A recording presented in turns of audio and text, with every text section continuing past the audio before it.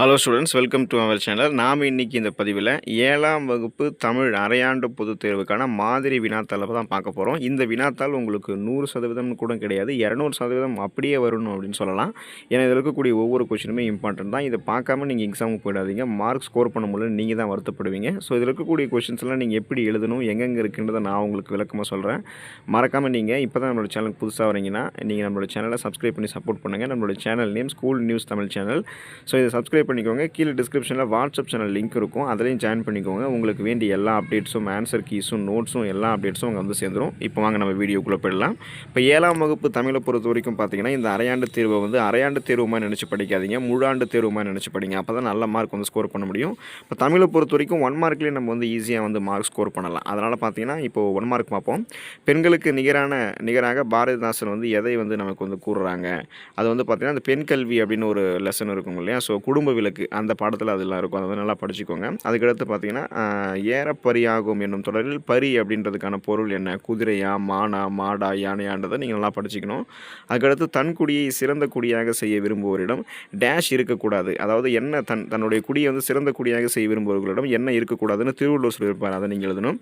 அதுக்கடுத்து பின்வருவற்றுள் விகுதி பெற்ற தொழில் பெயர் வந்து எது, எந்த தொழில் பெயரில் விகுதி வந்து பெற்று வருது. விகுதி பெற்ற தொழில் பெயர்னா அல், தம், ஐக்கை அதெல்லாம் முடியணும் இல்லையா. ஸோ அதை வச்சு நீங்கள் போட்டலாம். அது வந்து அதுக்கடுத்து 5வது பார்த்தீங்கன்னா கேடில்லை என்னும் சொல்லை வந்து பிரித்து எழுதும் போது என்ன கிடைக்கும், கேடு கூட்டல் இல்லை அப்படின்னு கிடைக்கும். அப்போ பார்த்தீங்கன்னா இந்த மாதிரிலாம் நீங்கள் ஈஸியாக வந்து படிச்சிக்கலாம். இதெல்லாம் எங்கே இருக்குன்னு கேட்டிங்கன்னா ஸ்கூல் புக் பேக்லேயே இந்த கொஷின்ஸ்க்கெல்லாம் உங்களுக்கு ஆன்சர் இருக்கும்.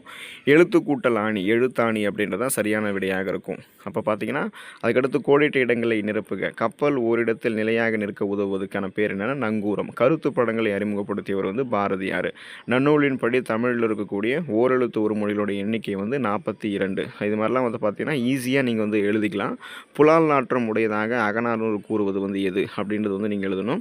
அதுக்கடுத்து வந்து பார்த்திங்கன்னா இந்த பொறுத்துக்க, கற்கக்கூடிய முறை அப்படின்றது என்ன, உயிர்க்கு கண்கள் என்ன, விழுச்செல்வம் அப்படின்றது என்ன, கரவாக அரைந்து உண்ணும் அப்படின்றது வந்து என்ன. இதெல்லாம் வந்து பார்த்திங்கன்னா திருக்குறள் வந்து நீங்கள் இப்போ இந்த பாடம் படிச்சிருப்பீங்கன்னா 7th வந்து ஒரு திருக்குறள் இருக்கும், அதை படிச்சிங்கன்னா அங்கே இருக்கக்கூடிய பொறுத்துக்கு தான் இது. ஸோ இதெல்லாம் அங்கே தான் இருக்குது. நீங்கள் அந்த திருக்குறள் படிச்சிங்க, புக் பேக்கில் இருக்கக்கூடிய ஆன்சர்ஸை நல்லா படிச்சுக்கிட்டீங்க அப்படின்னா நல்ல மார்க் வந்து 1 மார்க்கில் வந்து ஸ்கோர் பண்ணிடலாம். வேறு அவுட் ஆஃப் சிலபஸ் எல்லாம் எதுவுமே கிடையாது. நீங்கள் பயமே இல்லாமல் படிக்கலாம் பசங்களாம். அதே போல் அடுத்து வந்தீங்கன்னா அந்த 6 மார்க் வந்து நீங்கள் எழுதணும். இங்கே ஸ்க்ரீனில் தெரியக்கூடிய கொஷின் ஒவ்வொன்றுமே இம்பார்ட்டன்ட் தான். இதுலேயே 6 மார்க் தான் கேட்குறான்னு சொல்லிட்டு நீங்களும் 6 மார்க் வந்து சூஸ் பண்ணி படிச்சுட்டு போயிடாதீங்க. இதில் இருக்கக்கூடிய எல்லாமே சாய்ஸ் விடாமல் படிச்சுக்கோங்க. அப்போ தான் நீங்கள் எக்ஸாம் எழுதும் போது உங்களுக்கு எது ஞாபகம் இருக்கோ, எது குயிக்காக எழுத முடியுதோ அதை நீங்கள் வந்து நல்லா மனப்பாடமாக எழுதிக்கலாம். இதில் பார்த்தீங்கன்னா இந்த மரக்கலன்களை துறைமுகம் நோக்கி அழைப்பது ஏன், தாய்மையினுடைய ஓவியத்தில் நிறைந்திருக்க வேண்டியவை யாவை, பாரதிதாசனுடைய மனத்தை கவர முயன்ற இயற்கை பொருட்கள் யாவை, கல்வி செல்வத்தினுடைய இயல்புகளாக நாலடியார் கூறக்கூடிய செய்திகளை எழுதணும், மனித பிறவிக்கும் பிற உயிரினங்களுக்கும் இடையே இருக்கக்கூடிய வேறுபாடு யாது, ஓவியங்களினுடைய வகைகள் யாவை, இயற்சொல்லினுடைய 4 வகைகள் யாவை, பகுபத உறுப்புகள் வந்து எத்தனை வகைப்படும், அது யாவை. ஸோ இதெல்லாம் வந்து நம்ம ஈஸியாக எழுதிக்கலாம். இது முடிச்சதுக்கப்புறம் 2-3 மார்க் வந்து எழுதணும். ஏதாவது 2 வினாக்களுக்கு விடை அளிக்கணும். 3 மார்க் கொஷின்ஸ் தான். ஸோ இதில் இருக்கக்கூடிய 4மே நீங்கள் படிச்சுக்கோங்க. அப்போ தான் வந்து எந்த கொஷினுக்கு ஆன்சர் உங்களுக்கு நல்லா தெரியுதோ அதை வந்து எழுதலாம், எது கேட்குறாங்களோ அதை எழுதிக்கலாம். இதில் பார்த்தீங்கன்னா சிறிய நீர்நிலைகளையும் கடல்களையும் கடக்க தமிழர்கள் பயன்படுத்திய ஊர்திகளினுடைய பெயர்களை எழுதுக, கடலில் கப்பல் செல்லும் காட்சியை அகநானூறு எவ்வாறு விளக்குகிறது, கீரை பாத்தியும் குதிரையும் காலமேக புலவர் எழுதியிருப்பார்கள் இல்லையா. ஸோ அந்த இதுதான் எக்காரணங்களால் ஒத்துகின்றன, கேலி சித்திரம் என்றால் என்ன, இதெல்லாம் நீங்கள் எழுதிக்கலாம். அதுக்கடுத்து வந்தீங்கன்னா தமிழில் வந்து மனப்பாட பகுதி ரொம்ப ரொம்ப இம்பார்ட்டன்றதால மனப்பாட பகுதி எப்போதுமே அடி மாறாமல் எழுதுறதுக்கு நம்ம ப்ராக்டிஸ் பண்ணிக்கணும். இதில் வந்து பார்த்திங்கன்னா எண்ணி துணிக கருமம் துணிந்த பின் எண்ணுவது என்பது இழுக்கு, இந்த திருக்குறள் கேட்டிருக்காங்க. அதுக்கடுத்து வந்து கட்டி எடுக்கையில் என துவங்கக்கூடிய அந்த கீரை பாத்தியும் குதிரையும் காலமேக புலவர் எழுதிருக்கக்கூடிய அந்த பாடலை வந்து நீங்கள் எழுதணும். அது எழுத உங்களுக்கு வந்து தெரியல அப்படின்னா வானம் ஊன்றிய மதலை கண் தூண் ஏறிய அப்படின்னு ஒரு பாட்டு இருக்கும். அது வந்து பார்த்திங்கன்னா கலங்கரை விளக்கம் நமக்கு வந்து யார் எழுதியிருப்பாங்க அப்படின்னா கடியலூர் உருத்திரங்கனார் எழுதியிருப்பார். ஸோ அந்த பாட்டு வந்து நீங்கள் அங்கே எழுதலாம். அப்போது உங்களுக்கு எந்த மனப்பாட பகுதி கேட்டாலுமே எழுதக்கூடிய அளவுக்கு ப்ராக்டிஸ் பண்ணிக்கோங்க.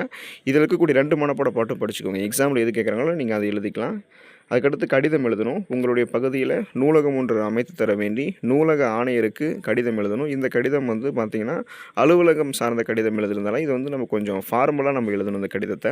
அதுக்கு 5 மார்க் உங்களுக்கு இருக்குது. அதுக்கடுத்து எதையாவது ஒரு கொஷினுக்கு வந்து நீங்கள் எழுதணும், அதுக்கும் 5 மார்க்கு. அதில் வந்து பார்த்திங்கன்னா கட்டுரை எழுதுகிற மாதிரி இருக்கும். பயணங்களுடைய பல வகை, அதுக்கான முன்னுரை, பயணத்தினுடைய தேவை, தரைவழி பயணம், கடல் வழி பயணம், வான்வழி பயணம், அப்புறம் முடிவுரை எழுதணும்.